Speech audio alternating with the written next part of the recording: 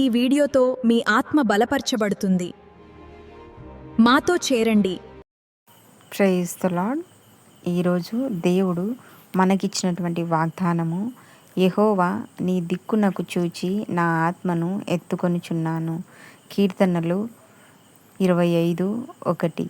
ఈ వాగ్దానము మనందరి జీవితాల్లో దేవుడు నెరవేర్చునుగాక. ఆమెన్. అవును, యెహోవా దిక్కు వైపు చూచినప్పుడు, మన యొక్క ఆత్మను దేవుని వైపు ఎత్తుకొని ఆయనను ప్రార్థించినప్పుడు, ఆయన ఖచ్చితంగా మన సమస్యను బట్టి మనకు పరిష్కారము ఇచ్చేటటువంటి దేవుడుగా ఉన్నాడు. వాగ్దానం ఇచ్చినటువంటి దేవుడు నమ్మదగినటువంటి వాడు. కాబట్టి ఈ యొక్క వాగ్దానాన్ని నమ్మి విశ్వసించి ఆయన పాదాల చెంత చేరి గోజాడినప్పుడు ఆయన ఖచ్చితంగా ఈ యొక్క వాగ్దానాన్ని నెరవేర్చడంలో సమర్థుడై ఉన్నారు.